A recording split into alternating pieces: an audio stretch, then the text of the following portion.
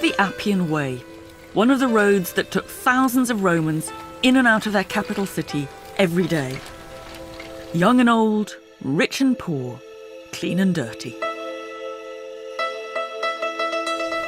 And it's where I want to start, asking a question that really interests me. Who were the ancient Romans? Outside the city, it was lined with thousands and thousands of tombs.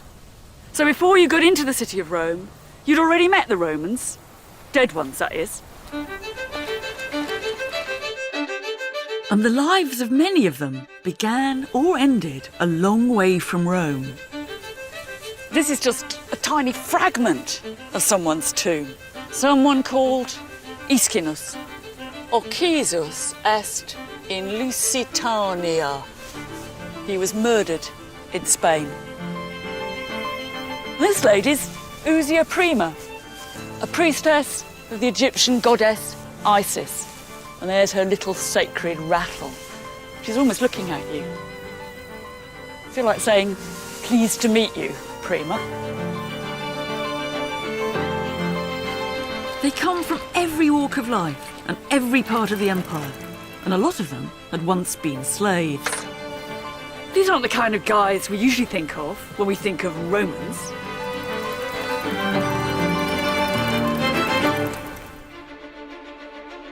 These Romans all lived at the centre of a vast empire that stretched from Spain to Syria and which dominated the Western world for over 700 years. Like it or not, ancient Rome is still all around us, in our roads, laws, and architecture. We keep on recreating it in film and fiction, and every year thousands of us trek here to see its monuments up close, and to imagine the emperors and the armies, the gladiators, and let's be honest, the gore.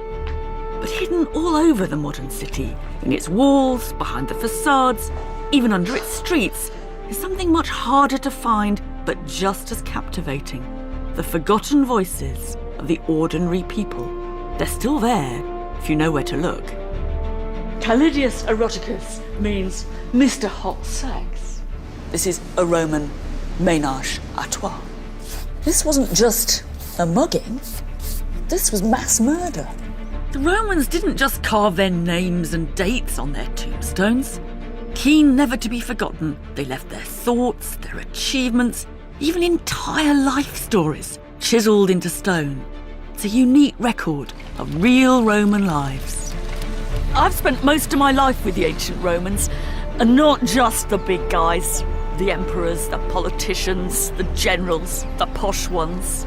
The people I've most enjoyed getting to know are the ordinary ones, who had their own part to play in the story of this extraordinary city. And what gets to me every time is that we can still have a conversation with them, even 2,000 years later. In this series, I'm going to get their voices speaking again, to piece together a very different story of life in ancient Rome. I'll step behind the doors of their homes to meet flesh and blood Roman families, whose lives and possessions can reflect our own in surprising ways. This is something a bit special. She's not just Barbie, she's Empress Barbie.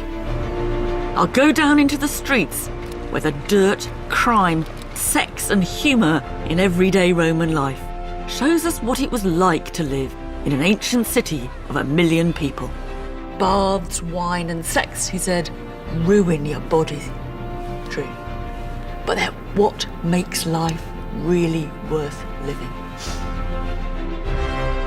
But I'll start by telling the real story of Imperial Rome, looking beyond the violence and spectacle to find a global city which reached for talent and treasure from the far ends of the earth. A place where everything and everyone was from somewhere else.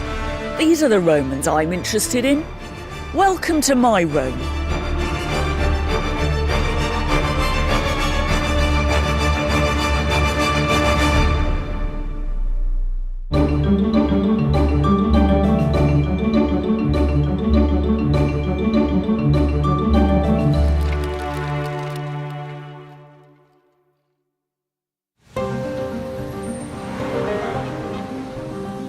When you arrived in Rome at its imperial height 2,000 years ago, you found yourself in a new kind of city. Rome had once been a small city-state, but in conquest after conquest, it became capital of a vast empire. A place in which, for the first time in history, 1 million people from 3 continents managed to live together. One thing we know about Rome is it wasn't just a city, it was an empire. And for us, that means marauding armies, conquering generals, and bloodthirsty emperors. We tend not to think about the ordinary people who lived here at the very heart of it all. For them, the empire brought them into contact with the whole world, from Scotland to Afghanistan. And it made this city a more cosmopolitan place than anywhere had ever been before or would be again for hundreds of years. And we're always asking, what did the Romans do for us? I think we should be asking, what did the empire do to the Romans? And who were those Romans anyway? Around the city, there's more evidence than you'd think for the impact that Roman conquest had on the lives of ordinary people here. All it requires is that we look from a slightly different angle.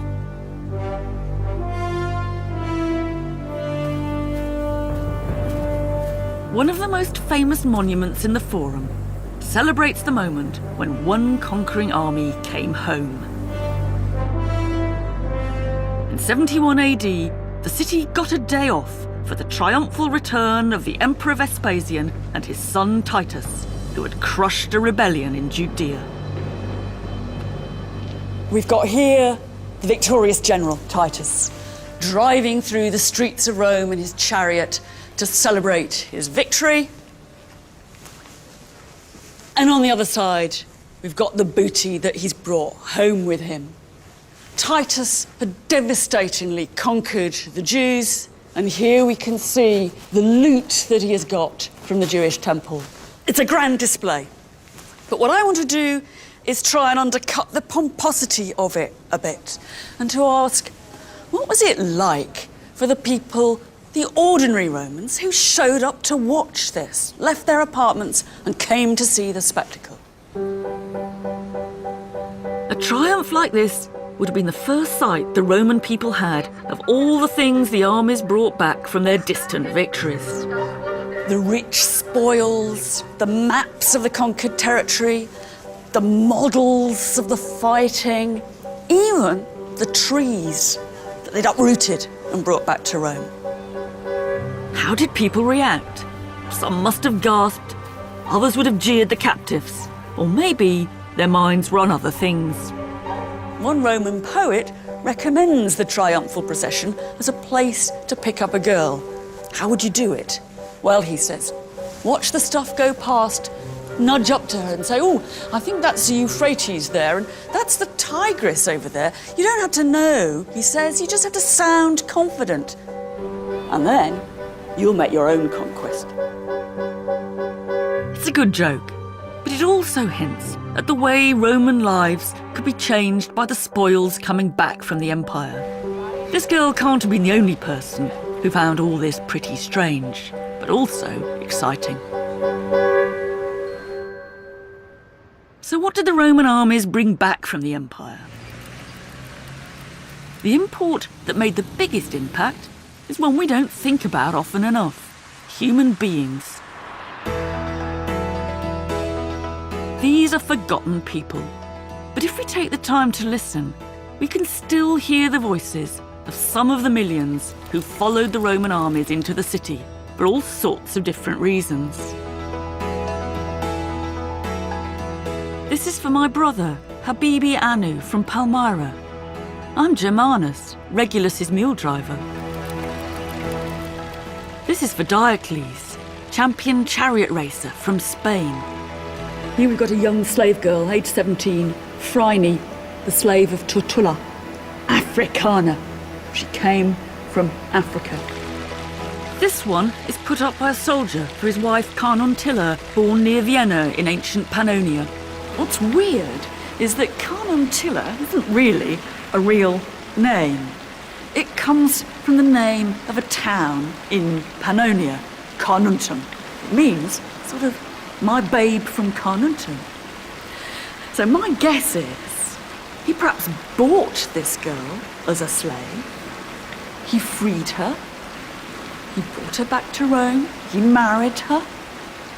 But sadly, his babe from Carnuntum died when she was just 19. Poignant stories like this are everywhere in the city. They remind us of the different ways real lives could begin abroad and end in Rome. But there's more to it than that. These people weren't just brought in to serve the Romans, they were becoming Romans. One of the tombs on the Appian Way gives us the other side of the story of the Arch of Titus. It's a tombstone of 3 guys, one called Barika, one called Zabda, and one called Akiba. Typical Jewish names. So the question is, what's the story of Barika, Zabda, and Akiba? How did they get here? If they did start out life in Judea, how come they end up as Roman citizens in Rome? It's more surprising than you think. To judge from the letters and how they're written on this stone, this was carved in the 1st century AD. And at that point, we can put 2 and 2 together. I'm almost certain that these 3 men must have been part of the Jewish rebellion against the Romans in the late 60s AD. These men surely came into Rome with Titus's army as prisoners of war.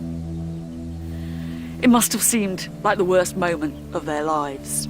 Jeered at, catcalls, people throwing things at them. But perhaps worse was to come. They were auctioned off as slaves and bought by a man called Lucius Valerius. What their life in slavery was like, we don't know, but he freed them and they become new Roman citizens with his name, Lucius Valerius, but their Jewish names still asserting their Jewish sense of identity. This is one of the ways that Roman conquest works.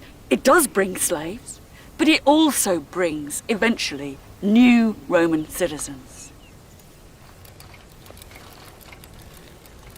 It's a fairy tale happy ending and a classic Roman story. When guys like this were freed, they didn't just go back to their old lives in Judea, they stayed in their new home, and what's more, they became Romans, with all the rights and privileges which came with full Roman citizenship. But what kept them in Rome? How many of them were there? And where did all these new Romans live? To try and make sense of it all, I went to meet a colleague in Trastevere, which literally means across the Tiber from the ancient city centre. It's got a reputation as a bit of an immigrant area in Rome even now.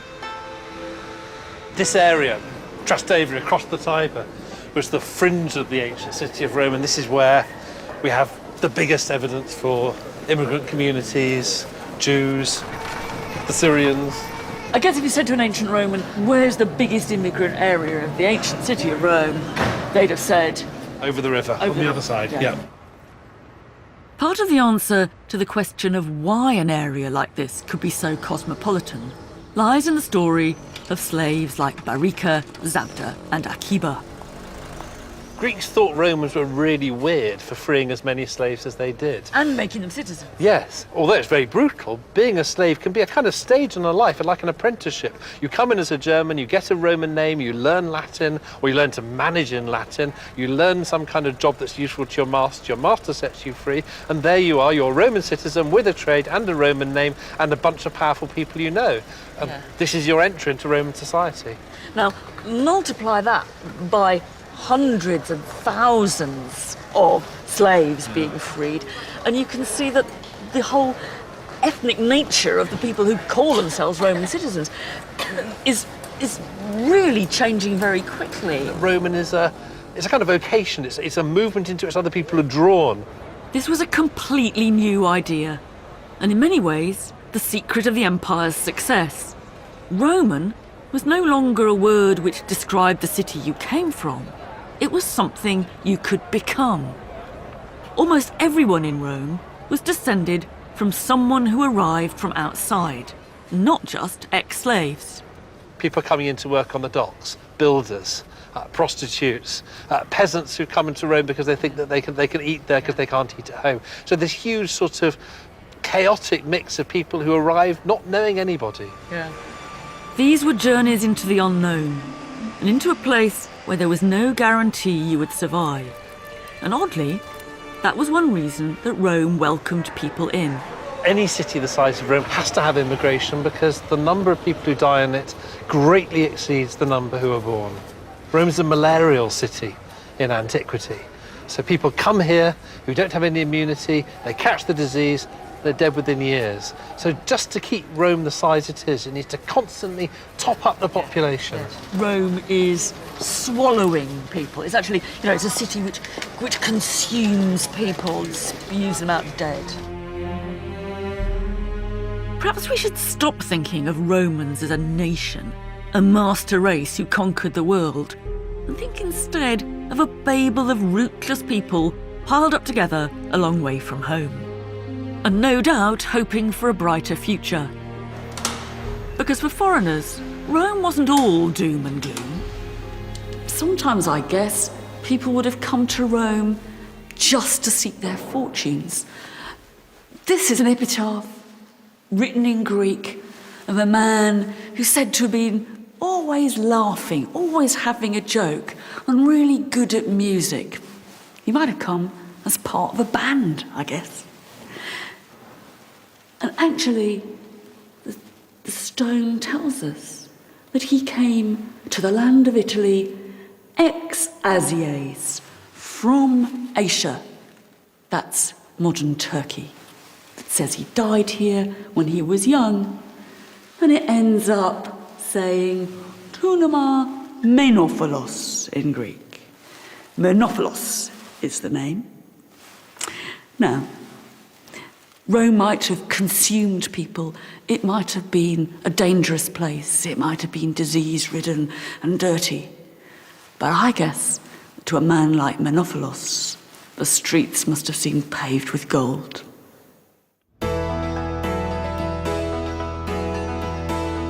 And not all immigrants in Rome were at the bottom of the heap. The Senate and the Imperial Palace were full of people from outside, just like the streets of Trastevere. Rome was international, from the bottom to the very top.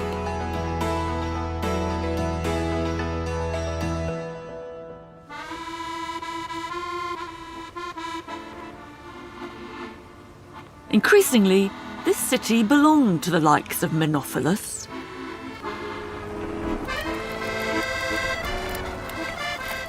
As new people arrived, Rome's population doubled, then doubled again, till it reached over 1 million. There was nowhere in Europe bigger until Victorian London.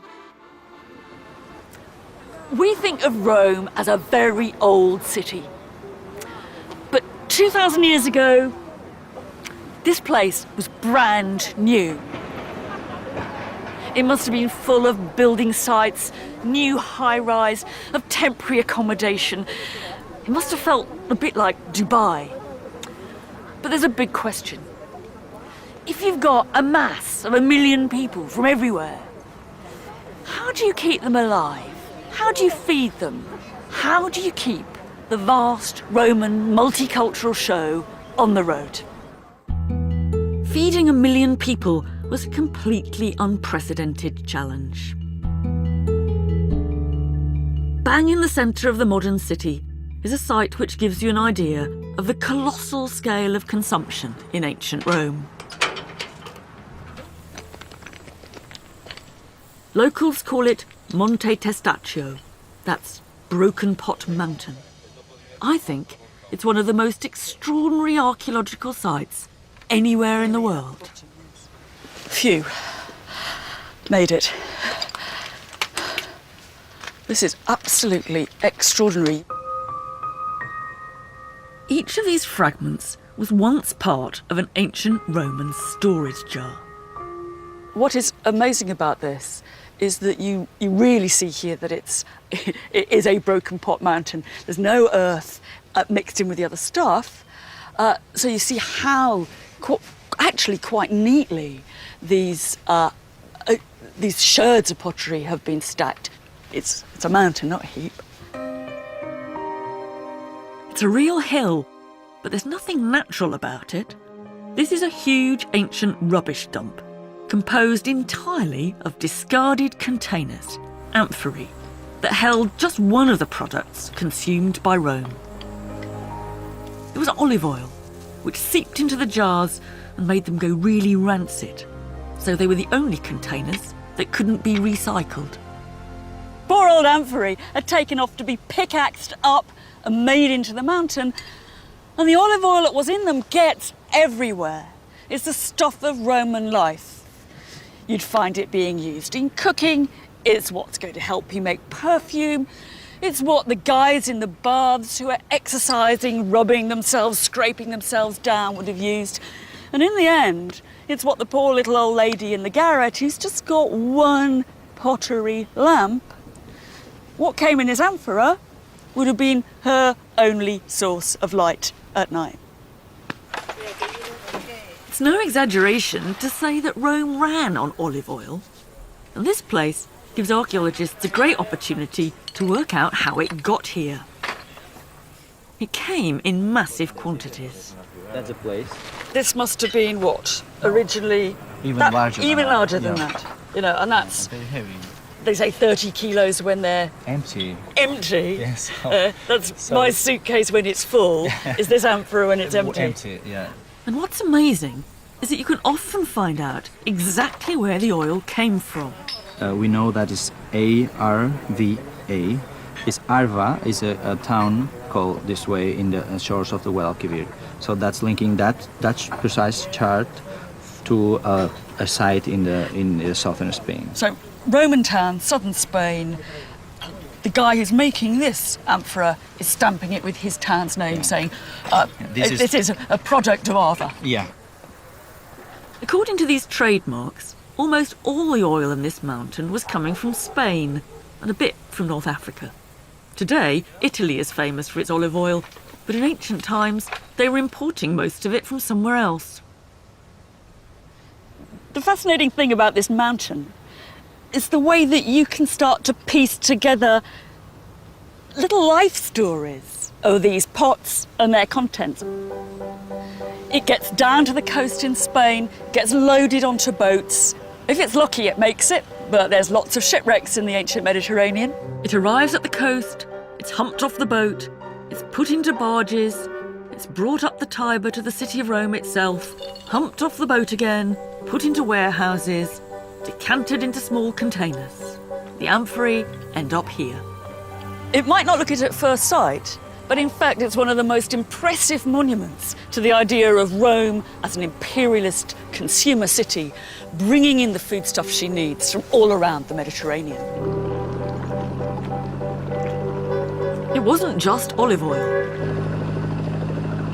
A short trip down the River Tiber is the seaport Ostia.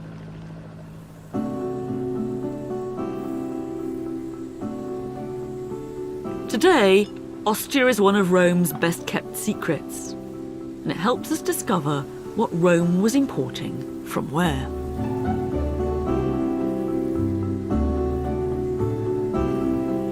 Martin Millett has been excavating near here, and together we went to explore an intriguing piazza next to the theatre, which we call the Square of the Corporation. OK, Martin, this is where I get to do the housework. Now live this down. If you sweep away the pine needles, there are mosaics all around here, advertising companies importing goods from abroad. Torres. Rope Makers. This is the organisation of fur traders. The Naviculariorum Lignariorum. That's the wood traders. So what we've got so far is... Rope, pelts and wood. There are at least 50 of these mosaics. Most of them give us a place as well as a product. They add up to one conclusion. Rome was being supplied from all corners of the Mediterranean. Italy's not big enough to support the city of Rome. It is a city that's drawing in resources from everywhere. This was a new moment in Western history. Rome had become what we now call a consumer city on a vast scale. These aren't luxury products, they're basic commodities. Wood, leather, oil, wine, and most important by far, grain. People talk about Rome being a consumer city with a population of about 1 million, and that implies 150,000 metric tons of grain a year. Now, I don't know how big those ships are, but you need a lot of ships like that to bring in 150,000 metric tons of grain. As the city grew, farms in Sicily, Libya, and then Egypt were given over to producing wheat for the people of Rome. When the grain ships arrived in Italy, the word would pass round Rome. The food had arrived. This was one thing the empire did for Rome. It kept them alive. But it did more than that. I want to think about life in that consumer city. Who are the winners and who are the losers? One really interesting thing is how they used this imported grain. And that means thinking about bread, not just eating it, but making it. I'm very much second in command.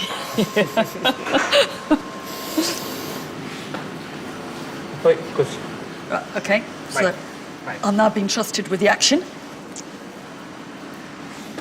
200,000 Roman citizens living in the city of Rome got each month what was called a corn dole, a free ration of corn. That means about 35 to 40 kilos of corn, which was enough to make bread for a month for about 2 people. This was an extraordinary privilege for citizens in Rome. 200,000 of them received free rations from the state. But how did it work? Many of them lived in one-room apartments with no kitchens, so they relied on the baker to turn their 40 kilos into something they could eat. You gonna try it? Yeah. Proviamo. Good. Not bad for a first attempt. It's not bad. And also, it's wonderful people's food. This is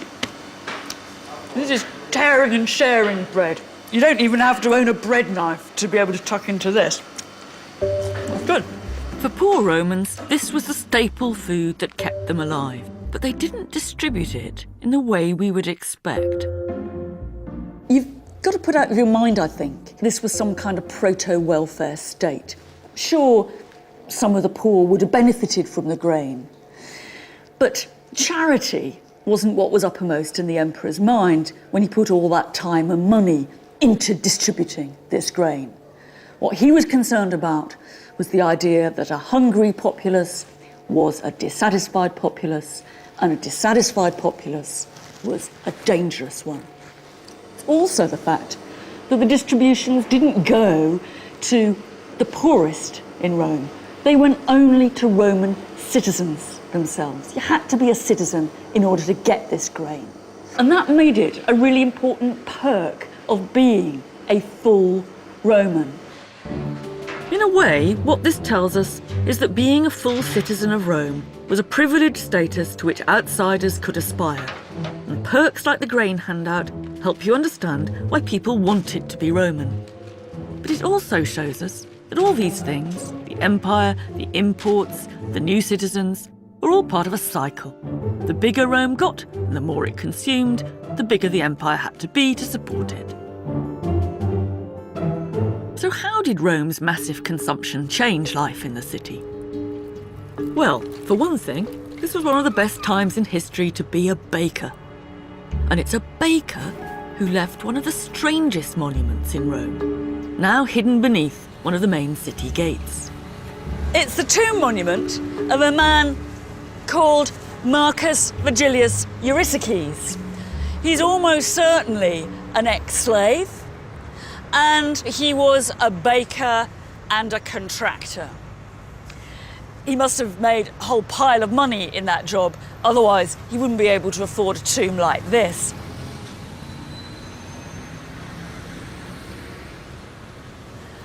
What Eurystheus has done is given himself a theme tomb.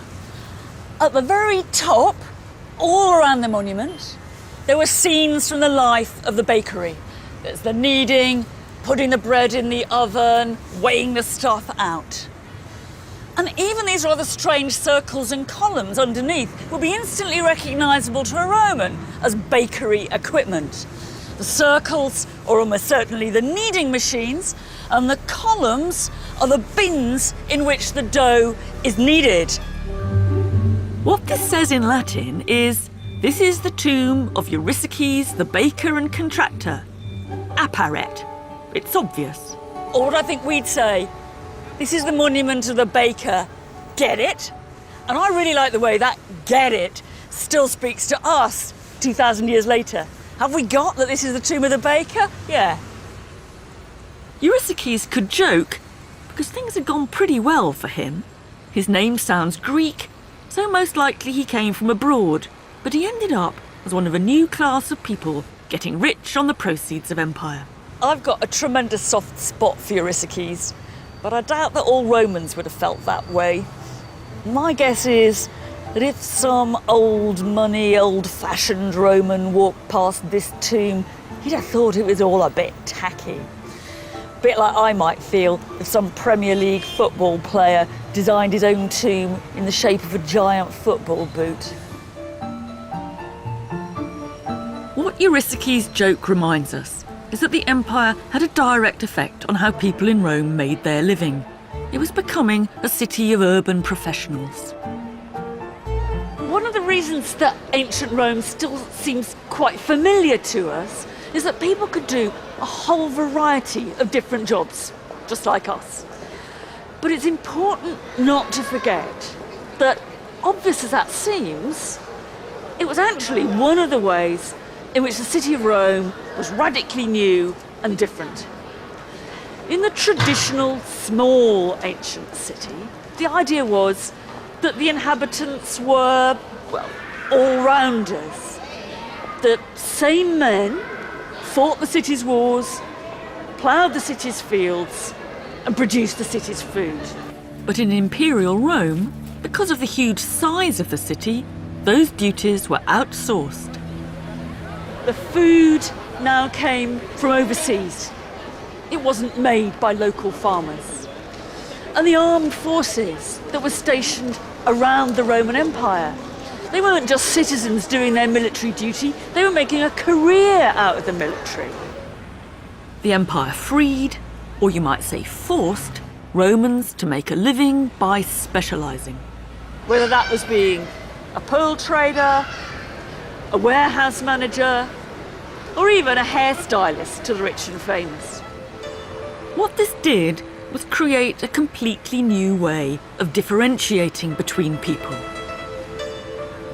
If you'd asked an Egyptian or a Greek who they were, they'd have given their father's name or their hometown. If you'd asked the average Roman, I bet he'd have told you what he did for a living. Well, they do on their tombstones, at any rate. These guys are working in the Piperataria. That's the pepper market. These are just warehouse men, horiariorum. And here's a bloke, he's a sagarius, a big overcoat maker. Perhaps a saga is the ancient equivalent of a duffel coat. An accounts manager. Oh, she's great. She's a piscatrix. She's a female fishmonger. And he was a gold worker. And here is an urn, an ash urn, for a lady called Celia Epire. And she was an Auri Vestrix. She was a very, very, very upmarket clothes maker. It's very striking how each one of these people does tell you on their tombstone what they did. Now, I think we have to relate that to the sheer size and potential anonymity of a great imperial metropolis. In a world without ID cards, without passports, without birth certificates, how do you know what you are, who you are? You know that because of your job. I am Celia Epire, a luxury clothes maker. How do you make your identity clear? You say, this is what I do. This is where Imperial Rome gets really fascinating for me. This is not simply a story of one city getting rich off the back of everywhere else. It's a story of a place where people were trying a new way of living. They arrived from across the world and became a small cog in this big machine. You maybe didn't know your neighbours and they didn't know you. Everyone was looking for new ways to make their mark and stand out. The empire didn't only help people to move up in the world, it helped those who did to show that they'd made it. It created new opportunities for conspicuous consumption.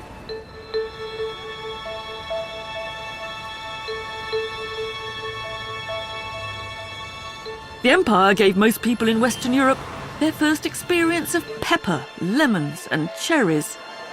One po-faced Roman complained that cooking had gone from a mere function to a high art. The empire transformed the sensory experience of the city. There were new smells, new tastes, new colours. And nowhere is this clearer than in the elaborate paintings many better-off Romans put on their walls. In Pompei is perhaps the most famous Roman painting of all. Pretty strange scene, phallus appearing, and some female suckling a goat. But it was probably the colours that would have dazzled an ancient visitor as much as the racy subject matter. Now, we mustn't make the mistake of thinking that the poor old Romans lived in black and white until they started conquering the Mediterranean. Of course, there were all kinds of local minerals and plants that would give them pigments for paint. But as time went on, they got more and more interested in the special and bright colours that you could get from their far-flung territories. Now, this here is one of the best candidates there is for real red Spanish vermilion, lovely lustrous red. I think we have to imagine that if you came to dinner here and the generous host started showing you round, he might have come and said, now, this lady here is whipping this one because, etc., etc. But he might have said, it's a really lovely red, isn't it?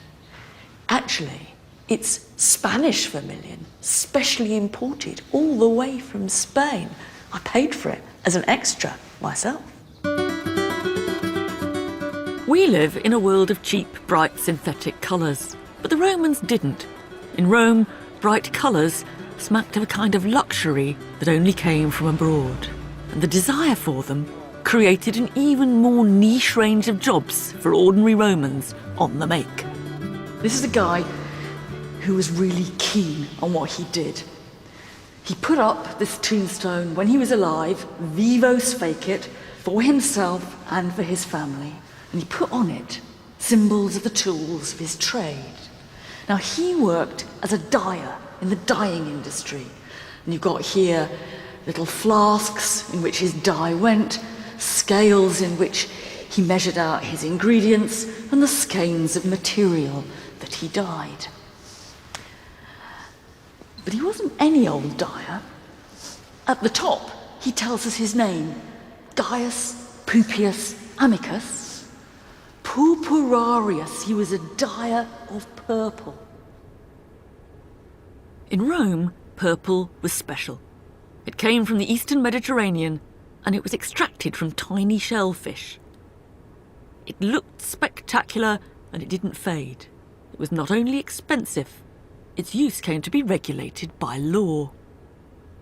If you saw a man in the street wearing a toga with a broad purple stripe, you'd know that he must be a senator, one of the political elite, and the only person later on in the Roman Empire who was allowed to wear clothes completely of purple was the Roman emperor himself.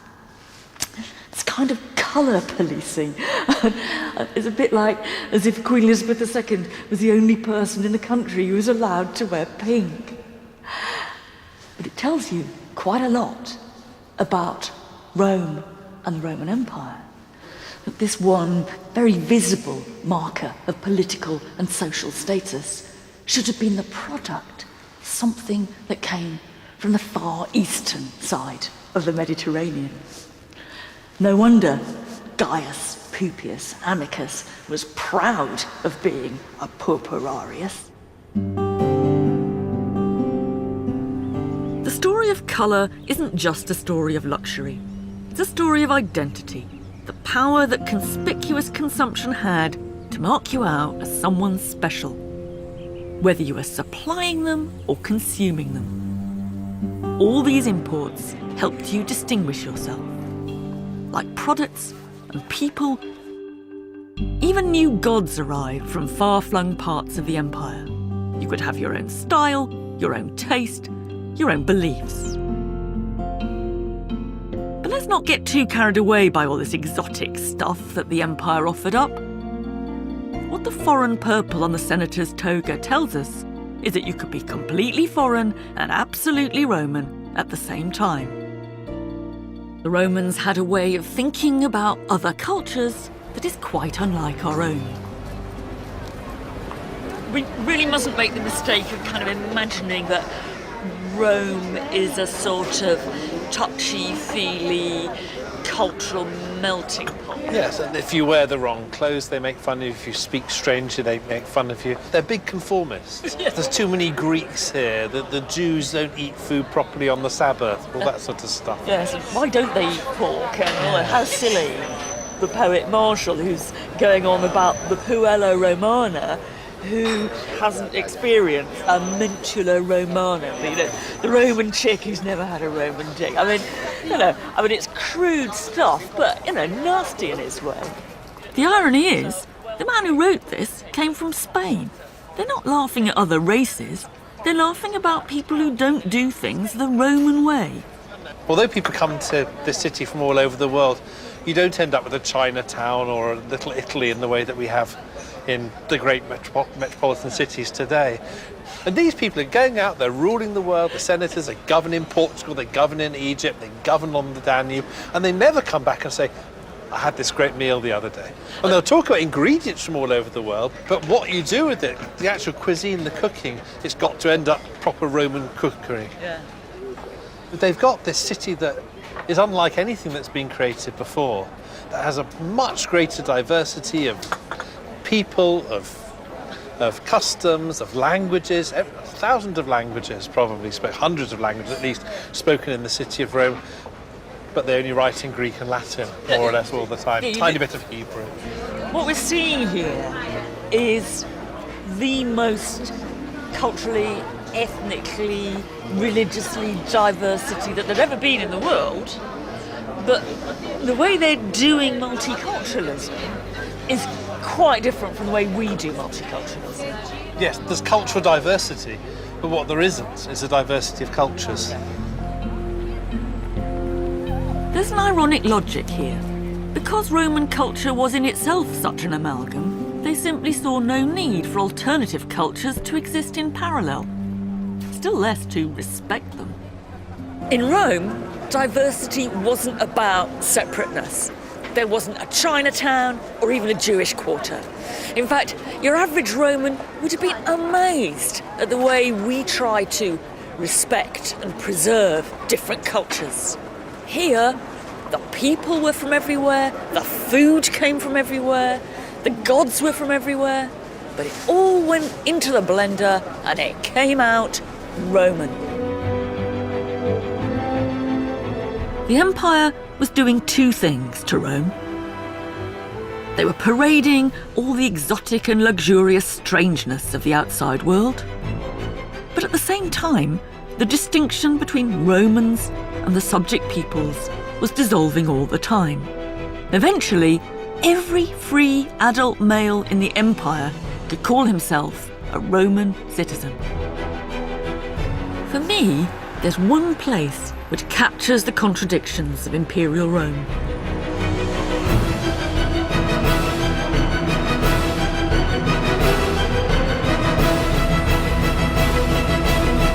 There was a people's palace here. It was the Colosseum. It was built and paid for out of the spoils of the Jewish war as a gift to the Roman people. But one thing's for sure, some of them had to climb a lot of stairs.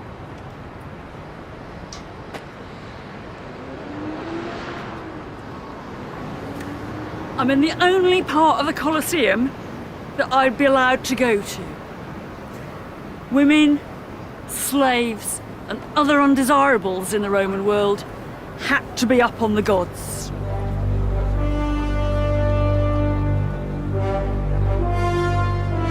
So what does it look like from the undesirables' point of view?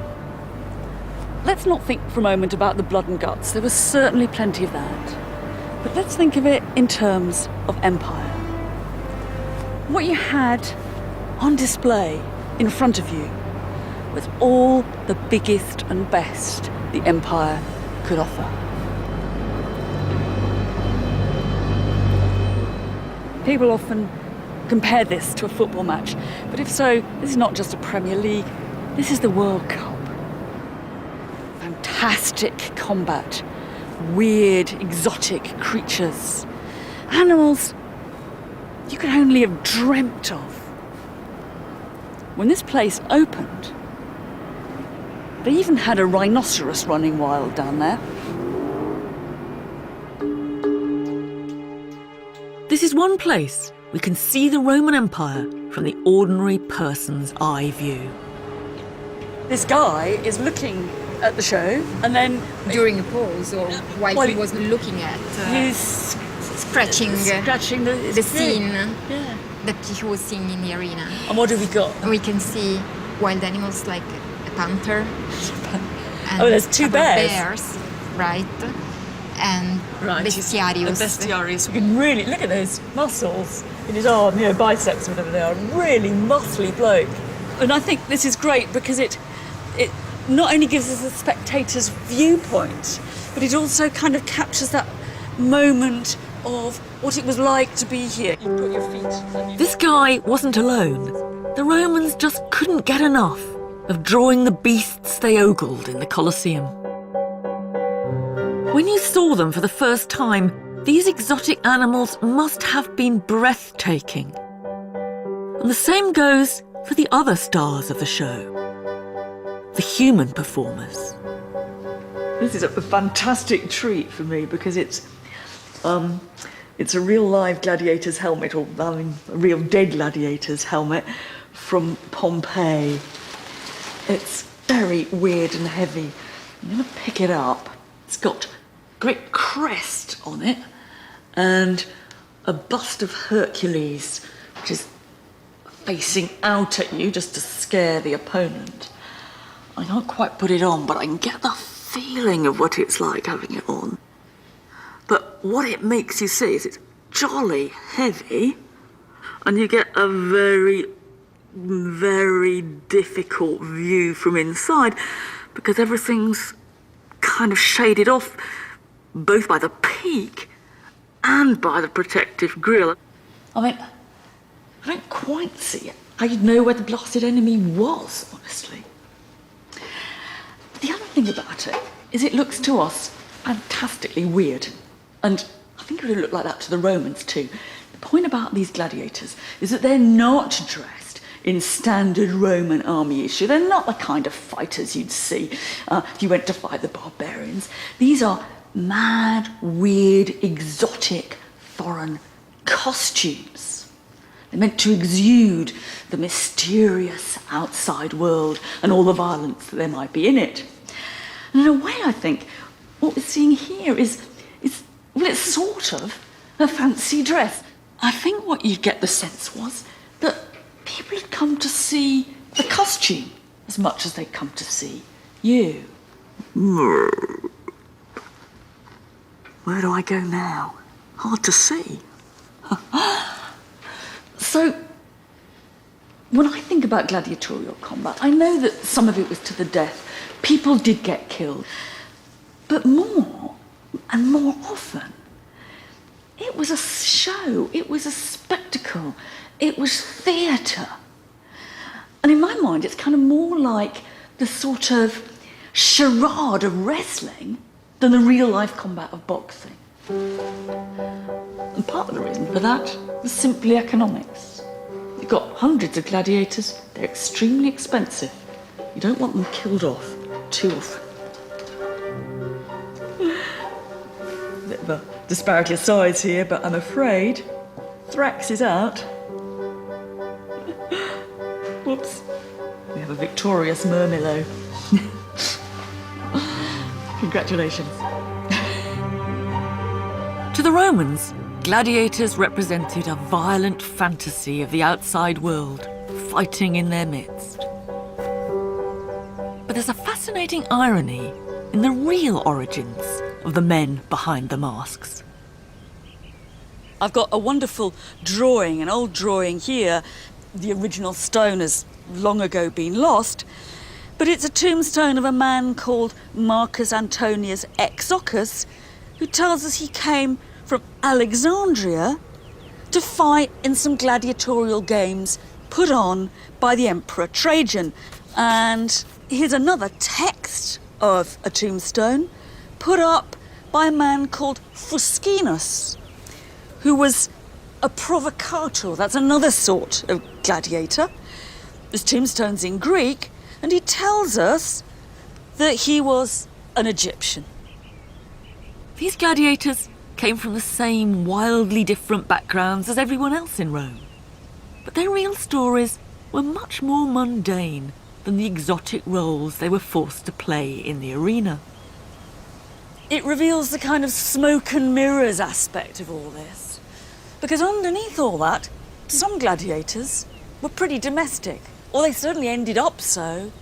They finished up, perhaps long retired, longish life, wife and kids.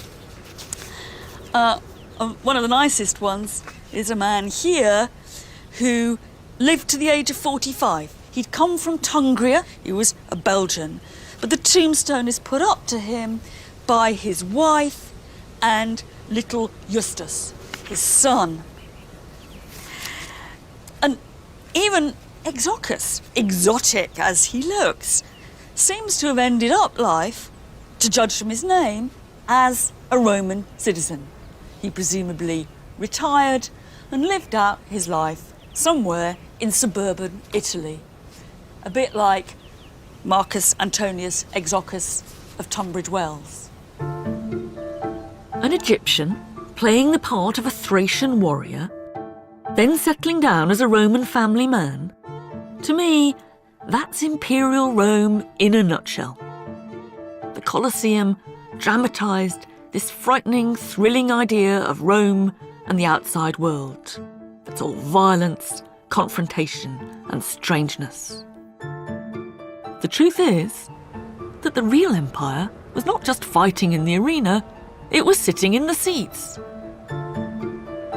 There are places in the Colosseum reserved for the Gaditani, people of Cadiz in Spain, for an African senator and a Gothic chieftain.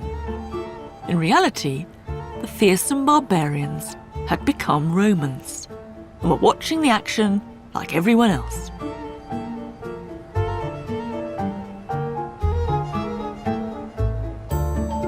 So what's the Colosseum doing then? At one level, it's showing the people of the city what they get from empire.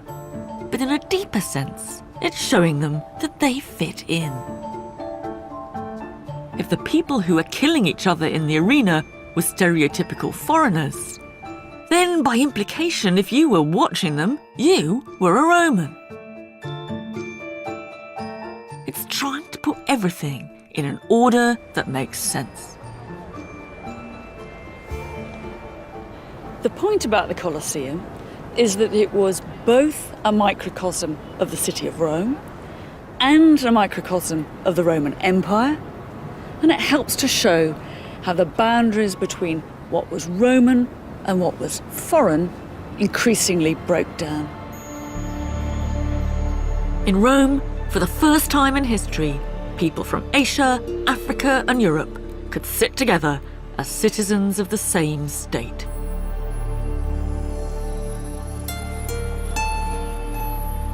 Rome was the first global city, and it contained in it all the contradictions that global cities have had ever since. It was diverse, but it wasn't tolerant. Foreign enemies were crucified, enslaved, and forced to fight in the arena. But equally, foreigners could rise to be emperor. The point is, the distinction the empire made was not between Romans and foreigners, but between those who resisted and those who joined in. The key question in our story is, what was it like to live in the world's first city where almost everyone came from somewhere else? There must have been plenty of people who felt very far from home, rootless. For some, there were profits to be made and success to be had, and an exciting, even if bewildering, mixture of new ideas, different cultures, and different religions. Whatever you'd been back home, in Rome, you could reinvent yourself. It's not hard to imagine the fears and anxieties of those ordinary Romans, wherever they were from. How do I fit into all this? Who knows who I am? Who's going to remember me when I'm dead? Perhaps that's why they were so keen to write their stories onto their tombstones. They're deliberately speaking to you and me. Oh, this guy's really having a conversation. Stranger, he says. Hospes. Hang on a minute. Resiste. Stop here. Take a look down to your left. That's where my bones are buried. My ossa. I was a good man. I was a kind man. Misericordis. And I was a lover of the poor, amantis pauperis. Please, traveller, please, Viator, I beg you, don't mess with my tomb. And the name of the guy is Gaius Attilius Euhodos, the ex-slave of a man called Serenus. Euhodos sounds Greek to me, and he tells us what he did. He was a Margaritarius. He was a pearl seller. That's who's buried in this tomb. Traveller, he says, Viator, on your way now. Goodbye. Wale. Wale.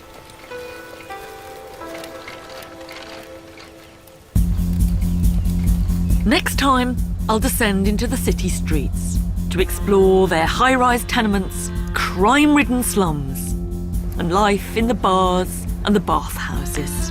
And we'll find some very distinctive Roman voices, born from the earthiness of communal city life. This is how we have to imagine the ancient city. Everyone shitting together. Tunics up, togas up, trousers down, chatting as they went.